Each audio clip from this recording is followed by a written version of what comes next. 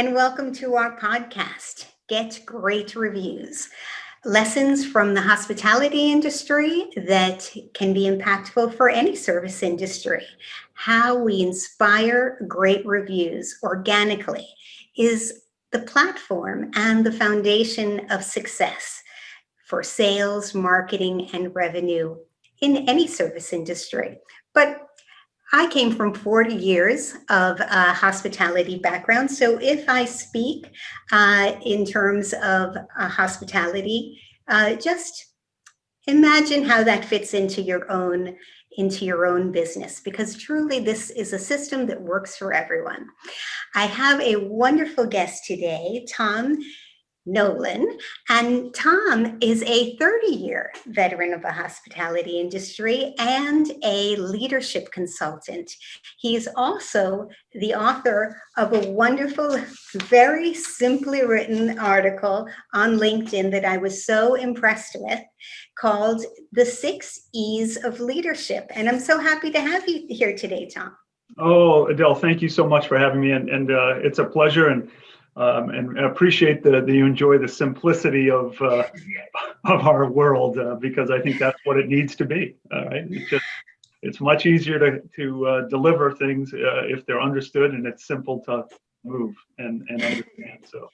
Indeed. In fact, I was just speaking to somebody. I'm a graduate from the Hilton College of Hotel and Restaurant Management at the University of Houston, and I was just speaking to somebody there about it, that they write these wonderful reports and thesis and very complex language, and I think that we should translate them to plain English, so that general managers and hospitality people can actually apply the information to their daily lives, not just make it for academics, right?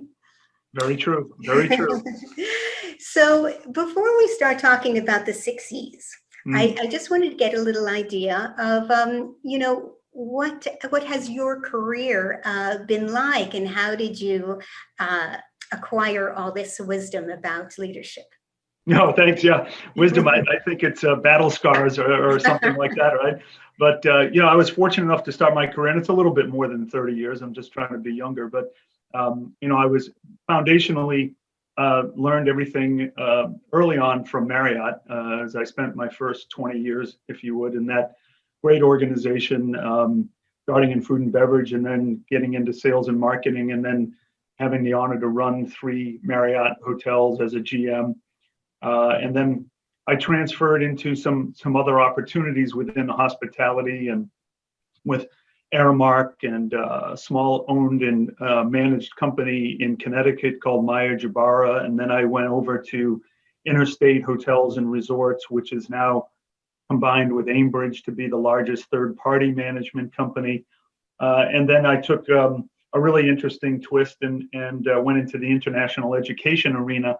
But it was all about customer service, but it was the students trying to come to the US to be acclimated and have a wonderful experience coming into the United States. So that's how the foundation of these E's, if you would, came to fruition, is just being able to work for some really great people, and then kind of put your own aspects on how you would want to be a leader, right? Which is important, right?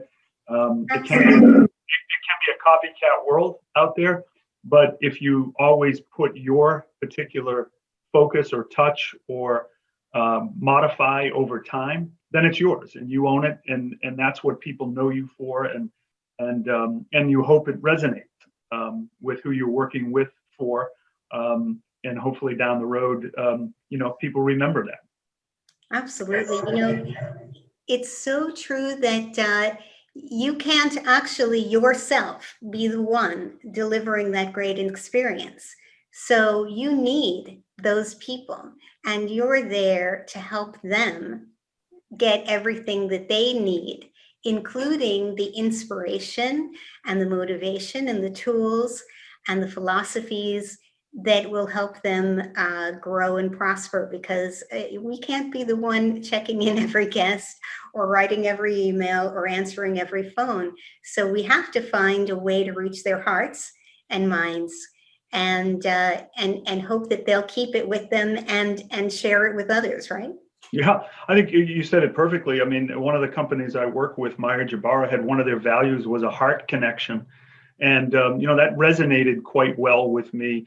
But you're right, you cannot be the only person that is delivering the service in a 365 business. Absolutely. So you have to hire, and put the right person in the right job at the right time to deliver against what you believe the goals and the mission of the hotel to be. And the only way to create that experience is to make sure that people understand what that is, and then more importantly, the actions you do to live that each and every day, and trying to keep it that simple. And that's what the experience is. And then if you need to pivot or move, it's all about you being visible, to listen, to ask, to observe, and then take it back and say, okay, how do we tweak it a little bit to make it a little bit better, or a little bit different, or something that becomes easier to execute, or what have you. So really important to couple all those together, the visibility piece,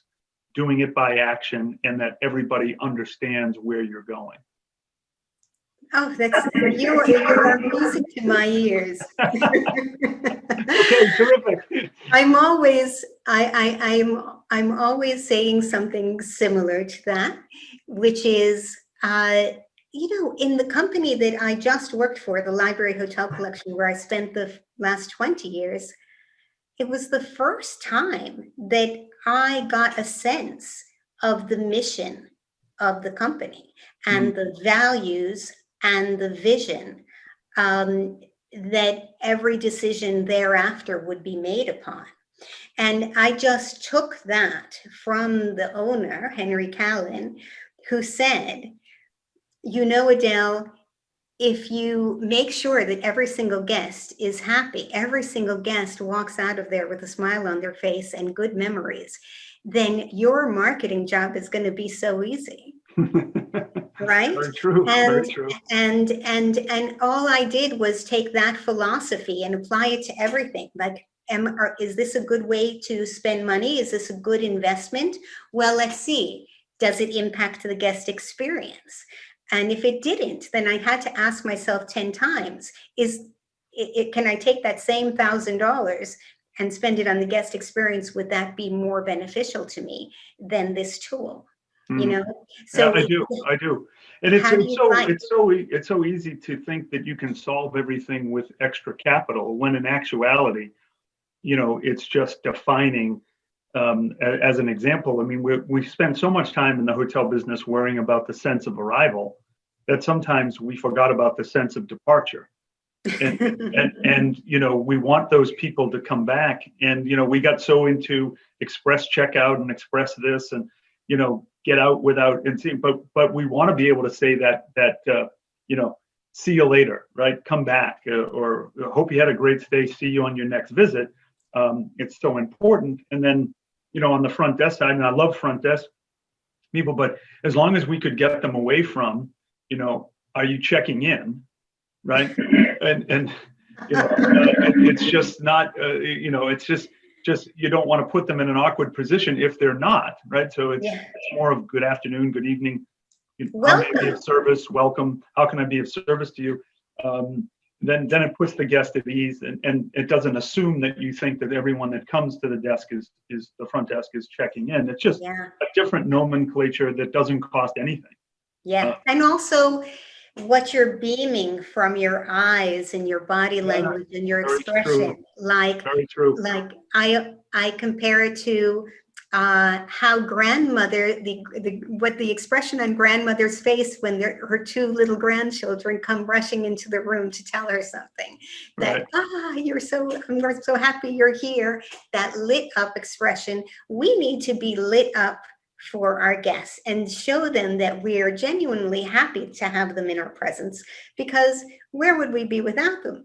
Right. And now a lot of hotels are saying, wow, I wish, where are all my guests? I wish I had them here now, Right. And you hit on one of the E's, right? We had the experience, and then you just hit on enthusiasm, right? Which, you're there at work. We get that, but you might as well be happy about it and enthusiastic about it, because it just creates everybody around you to be better. And it just shows you take pride in your role, right? Yes, And that shows through to other people to allow it you to certainly grow, does. and so forth. So I'm right on point with you on the enthusiasm side, because it's one thing to go and have somebody typing away or walking away from you without saying anything or not recognizing you, and then there's the others who are rushing in to make sure that you are well taken care of, and that means it means a great deal. Absolutely. And so number one, Yeah, let me go through them for you. experience. Yeah. It is an experience economy. And actually, the library was written about in a book called The Experience Economy. I'm pretty sure that was the title of the book, actually, because we were all about that would be a unique experience, not only because the hotel had a kind of a theme, a book lover's paradise, with 6,000 books organized throughout the hotel based on the Dewey Decimal System. It does enhance the story when you have a unique point of view, but that is just the icing on the cake. The real experience is, how did we make you feel, right? Did we make you feel welcome, appreciated, and respected at every And also, it's most guests are coming to us after, maybe some harrowing day, right? All day work, all day on an airplane, a train, commuting, whatever it is, tough meetings. And it's up to us to kind of turn that day around. For me, and I go back to the front desk because I've always thought it was so important. I always was wondering why, at the front desk, that we couldn't talk to people in the kitchen together and saying, hey, listen, Adele, welcome back to the hotel. By the way, we have 2 lobster specials left. Would you like me to reserve one for you for room service, right? And you would be looking like, extra touch. Where would that happen? And that's hard, right? But it's so important to try, right? Yes. To try something different so that you can keep the customer and read the language of what you were just explaining. Beautiful, beautiful. So yeah, and you mentioned in there, understand and communicate the differentiators of your product, facility, service, and protect it with passion. Yeah. And I can relate to that from the library experience. I always told the director of sales and marketing in that hotel that, this is the brand, and you have to protect that and make sure that everything we do, is sparkled, is sprinkled with a little touch of that book lover's something or another, so that they feel like it's a special place. But every hotel should have its own story, and every employee should be able to answer simple questions about the hotel. Totally. The bottom line was, I think for where I was and what we were trying to do is, you have to be known for something, right? Just Yes. What is it, right? The issue is what, I think in City Slickers, or, dating myself in movies, Curly used to say, it's just one thing. Life is just one thing. And I think that's true of any experience or at a hotel or why you go places, is that you can list that one thing as to why you go back, right? Yeah. And that may be an experience, it may be enthusiasm, it's what have you. Not all hotels are created equally physically, right? Some hotels are a little, got a little, extra tree lines on them, if you would, and others do not. But who represents that hotel normally stands out versus, the glitz and the shine of what's going on. So you got to be known for something. Yeah, look at DoubleTree and the chocolate chip cookies. And That's I right. think they're doing some kind of publicity for the first chocolate chip cookies to be baked in space or something crazy like that now. Right. You're 100% right. Right? That aroma, and then getting a cookie. Yeah, I stayed at the DoubleTree in Matthews in North Carolina recently, visiting my parents, and my husband came to the front and said, I didn't get any cookies. And I said, how many cookies do you want? You can have them, all you want. Well, He was so that was just happy. extra incentive for you to go to the fitness room, right, the next morning or whatever. But they hit So, it right.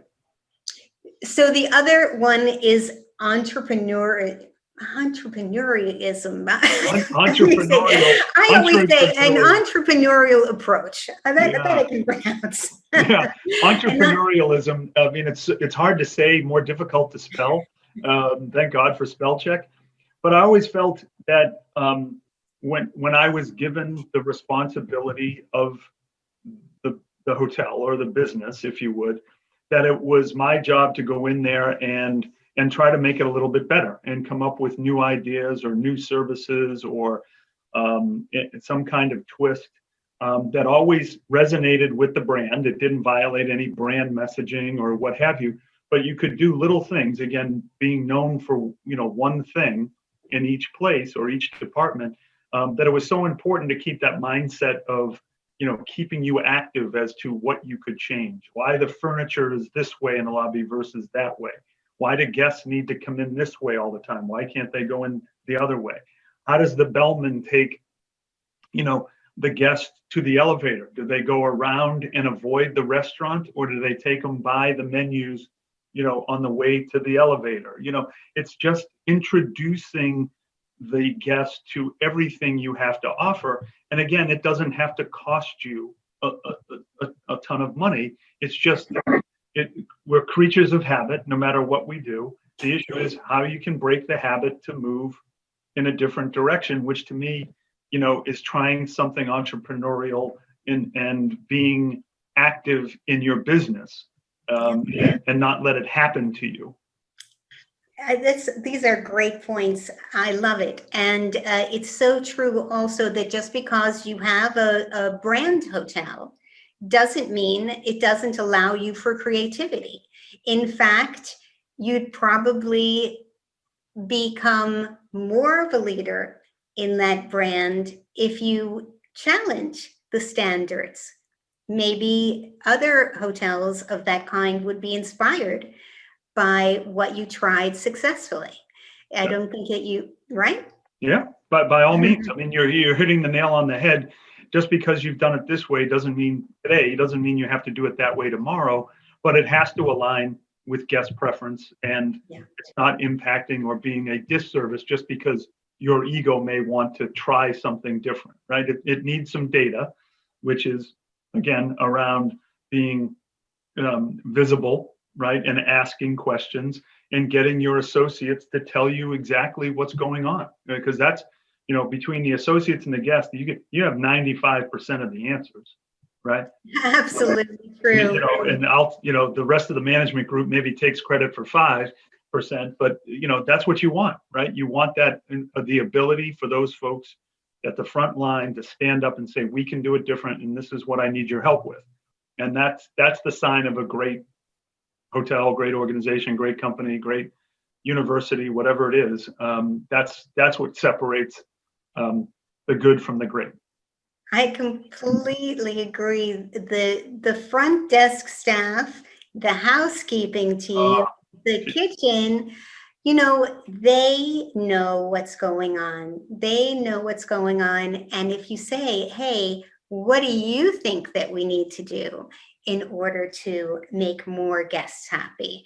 They will come, they think that they think that you sit in the office and you must know what's going on and you must be ignoring it, but actually you might not know. So why not make sure that the communication between the line staff is really open and they have some sort of a tool to let you know, hey, I dealt with this problem, but since you asked me to make you aware of what problems I was dealing with, I want you to know that many times I've been asked by guests for this.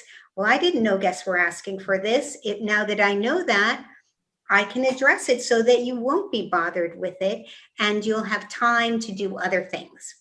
So, right? so true.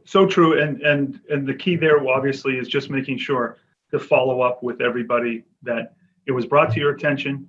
you researched it, this is what you did, and then you let the associate or guest know so that you close that loop and say, thanks, right? An opportunity to come back and just say, thank you. Keep providing the ideas and the wisdom because, like I said, you don't hear or see everything, and you need that community of people to be on the same page. Yes, yes. Celebrate the people that told you the problem. Sometimes people are afraid to tell you about a problem because they don't want to get in trouble or be looked at like, but they really need to be celebrated because just knowing about a problem is halfway to getting the solution. Totally right. Totally right. And totally that and people love to know that they're contributing to that master mission of the company. Right. I mean, it's so important. Then the associates start asking when the results come in, right? And what do the scores look like? And how did we do this year? And how did we do last week? And so forth and so on. So you're right. It gains again enthusiasm for what you're doing and to show the results of those changes or contemplations or whatever it was. You just did something and you can show the results, which when you do that, I mean, the world goes round and round. Absolutely. And people feel their careers developing because they can see that they're thinking outside this is my task. This is what I do all day. Now they're thinking with an entrepreneurial approach. What problems can I spot that can be solved? How can I contribute to the bigger picture? And you show the staff that they are making a contribution, and you can see the ones that are making a contribution and really put them on a path to leadership. Everybody. Totally right. And the key that I think the other part of that is it's okay if it doesn't work out. Every once in a while, you're protected, right? You're protected Absolutely by something different. Entrepreneurs, the biggest thing about entrepreneurs is they're not afraid to fail. They're going to continue to go and try to make a difference. And I think that's the case. You have to show that if the idea didn't work, all right, nobody got hurt. Nobody got hurt. Yeah, exactly. We tried something, it didn't work. We learned from it. Great. So true. And actually, if you're not ever failing, you're not trying enough new things. That's right. You can't to make an omelet, you've got to break some eggs. Very true. Very true. Yes. And, I love, of course, this one, enthusiasm, which you mentioned earlier. I always used to say in my first 20 years of my career that anything good that ever happened to me happened because of enthusiasm. Thank goodness in the last 20 years, some things happened because of things that I began being able to master. But in the beginning, it was just sheer enthusiasm. That's right. That's right. There's nothing. You always like the people that say, we need to get this done. Okay, I'll go do it. Right. Whether they know how to do it or not is somewhat irrelevant, but that enthusiasm to get it done leads everybody to get behind them to figure it out. Right. So, well said. Well said. So, here you say, take pride in your role, your team, and your community. Mm-hmm. Yeah. That is. You're a representation, you're a representative. That building has been there, or that asset or whatever has been there a lot longer than you have, right? And there's a reason for that, because people before you have done a great job. So you have to continue to find a way that building is revered in the community, and that they can come to you for, help, assistance, ideas, promotions, partnerships, whatever, just keeping the lines of the communication open with, the people that live and work right around your building, because at the end of the day, they're customers, they're clients, they're what have you, right? They might be walkable, but you need to be a good citizen at the end of the day. And they make your great brand ambassadors. Sure, for sure. And I think that also the associates take great pride in being able to say that their company is more than just there to make money, but also to make a difference and to make people's lives better. I That's think true. we'll take Very true. Very true. People are very always happy, especially with Marriott. Well, I've been 20 years, or I've been 25 years, or I've been 30 years. I mean, that's a statement, right, to Marriott as an organization, and others that are out there that work, have taken care of people. And, you know, as Mr. Marriott said, you know, take good care of the guests and they'll come back, right? It's just a simple philosophy, and that resonates. You know, you can get as complicated as you want and have as much data as you want, but at the end of the day, you know, people like being with people they like, and that's what your goal is in creating a great experience, you know, through, you know, what you do each and every day. Absolutely. And you mentioned in the enthusiasm, be interested and be inspirational. So how would you recommend a general manager saying, you know, especially in these tough times, staff is very stressed. There's the staff that isn't there right now that wants to come back. And then there's the staff that's there holding down the fort in difficult times. So how do you inspire them to keep their chin up and pursue every day with joy when it is so stressful? Yeah, it's a really great question, right? And I think it's consistency is what happens. But I think, you know, a good friend of mine, you know, wrote back to me when I printed this article, and he said, well, maybe you ought to make a 7th E.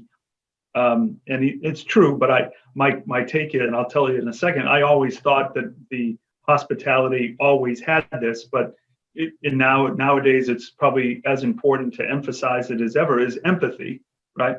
And to have that 7th E as empathy, so that you are in the front lines, understanding and listening and showing support for what it is for these workers that have to go through so many different hurdles. Hurdle points, never mind the traditional commute to work, or, you know, I have to go to daycare to pick up my son or my daughter, or I have to go to a second job sometimes, or my husband works nights, I work days, and or what have you. And you just have to be, you know, I think us in the hospitality have always been ingrained with empathy, but I don't think we ought to forget to talk about it. So yes. Empathy on the inspiration side right now is probably and people not being afraid to work with people versus a hierarchical scenario is important. Yes, in fact, you're actually supporting the team, not the other way around. Right. Totally right. I mean, we did something in, you know, I'll mention in Portland, Maine, when I was there with Marriott, the general manager, his name is Dennis Wagner. I'll give him some kudos. He said, well, every car that comes in, because the summertime has the biggest mosquitoes in the world, we're gonna spray every car that comes to the lobby and wipe their windshields, because they're coming through this mosquito infested area in Maine during the summertime. And then you would find 15 of us out there doing cars, you know, every afternoon or whatever. And it was just one of those, you know, you get to meet people, you get to check them in, you get to tell them where to park, you get to say, what are you guys doing? And, you know, it's just a great story. And those kinds of things allow you to develop these E's, because it was something that, you know, became so ingrained in you to deliver the experience. And what did that do? It was before TripAdvisor, you know, I'll tell you that, but it was a situation where we would be in the top 10 of Marriott, you know, guest service because of those little things. And that's important. Again, what does it cost you for a squeegee? Yeah. And it gives people something to talk about. Oh my God, right? What they do. Right? You'll never believe that extra touch. That's right. That's exactly right. That's exactly right. And the next E is execution. Once we commit, do it better than anyone else. Don't cut corners. Yeah, right. At the end of the day, you know, the business is about execution, right?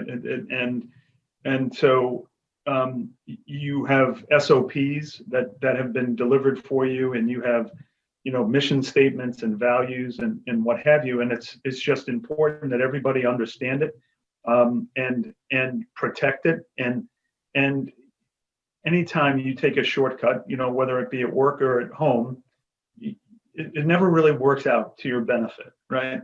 You know, just don't cut the corners to try to do something faster. Always be incredibly impeccable about your execution, because you can have the friendliest person in the world, but if you didn't clean that room the way it was supposed to be cleaned, or that hallway or room service hadn't come to pick up those trays, or if the pool was too cold or whatever it is, people then start looking at them. They'll start looking for things, and you don't want them to have to do that, because that's the fundamentals that should be right. So protect it, do it, and don't be ashamed that you're executing it, because at the end of the day, it's what you're known for, right? Is how you execute what's expected. I think that's one of the great things about a pre-shift huddle, to put everybody in a positive and inspired mindset, reminding them about what weighs in the balance with every decision we make and how far we go, and just going the extra mile in everything that we do. If we're cleaning a room, just making sure you have that guest in mind, and knowing that your goal is to have that guest leave the hotel saying, wow, everything was beautiful. They put so much care. It may not have been the newest hotel. It may not have been decorated in a few years, but you know what? You can see the care that was given in preparing this room to make us comfortable. Those little touches, the impeccable detail. If you put everybody in that mindset before they go out, saying, this is your moment to shine. This is your moment to really do something beautifully that's going to make somebody happy. Think about where they are. They had a tough year, and they're finally getting out to go to a hotel and spend some time with their family. Let's make it good for them. Let's put them at peace, in a serene state of mind, and feel that for now I can relax because other people are taking care of me, and it makes me feel, like I can feel restored. We have an opportunity to have a great impact on somebody's life. Yeah, well said. I can't say any better than that. Thank you. But don't you find those pre-shift huddles very important for communicating? I do, it goes back to to your point around execution and listening to get other ideas, right? If you're set a constant cadence of meeting with your people, and you do it every day, and even you can't be there 7 days a week, but you do it on the weekends as well, people will get in a habit of creating this feedback stream, which is all very beneficial, and everybody is therefore in the loop. So I couldn't agree more. Absolutely. And then two more, and one is effort. Mm-hmm. And you said that Woody Allen said 90% of life is showing up. Yeah. It's just it's so true, right? I mean, if you're gonna go and do something, do it with a little pep, right? And when you get to your work, or you show up for your son or daughter's game or whatever it is, be energetic about it, right? Just sitting there at work and not having passion around what you're doing, and you're going to get credit for taking attendance. Yes, I'm here. Well, what are you doing about it, right? Why are you there, right? And it makes such a big difference to be ready to play, right? Every time you walk in the door, or even before you walk in the door, because people notice, right? People notice, and they follow the lead, right or wrong, and so you really have to know yourself, and when you should be present, and when you can unplug, and and those moments you have to, just like in execution, protect it. But listen, if you're going to go with it with vigor, and that's what I mean by energy. Be excited about it, and be outstanding in what you do, so that you can go home at the end of the day and feel like, I did something good. I touched some people's hearts. I provided, a great service for them to the very best of my ability, and I can go to sleep at night knowing I did everything I could. So, and that's all, again, all you could ask for, right? Is, Yeah. and again, that energy has to be directed where the business requires it, right? You always have a ton of people at 4:30 in the afternoon when people are coming in, right?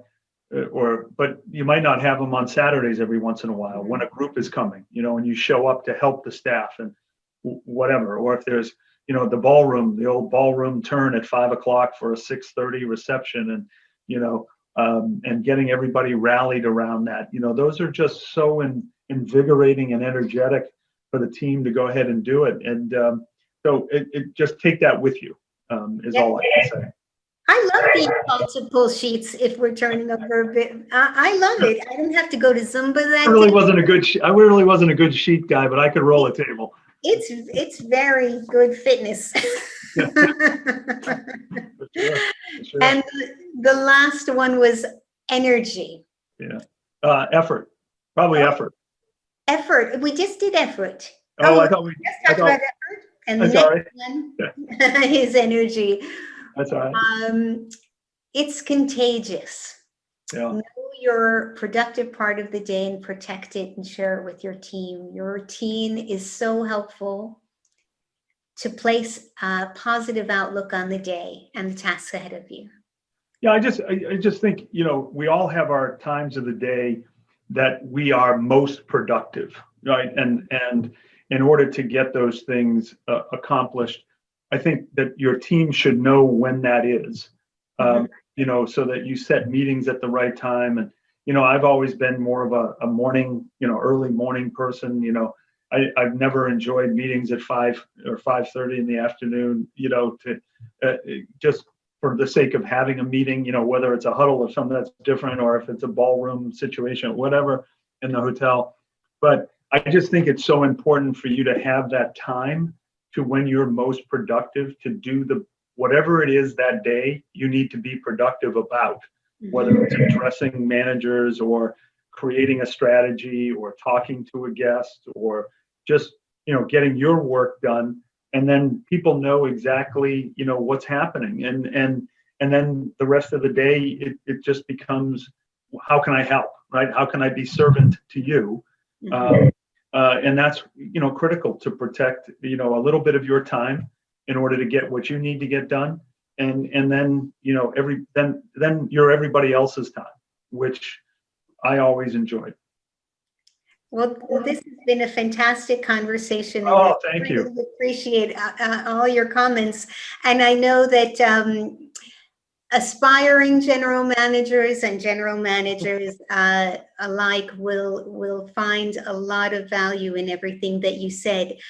I was wondering if you had any comments regarding the importance of the guest experience and positive reviews on the businesses that you have been running in your past. Yeah, I think, it became such as we've talked throughout, the thread being an experience economy, right? And it's so important. And I think it's important that you share other experiences at other businesses that you've gone to. So for me, several years ago, I was in a Nordstrom and I had a black ink stain on the back of my jacket. And the gentleman came up to me and said, "Sir, are you aware that you have a black stain on the back of your jacket?" Now, how would you, right? Basically, how would you ever know that, right? Because you can't see the jacket. I said, "No." He said, "Well, can you do me a favor? Can you take it off and let me see if I can help you?" And fast forward, he comes back and it's wide open. Now, I was in there. It wasn't a Nordstrom suit. I didn't buy it there. This gentleman just took it upon himself to make somebody look better, right?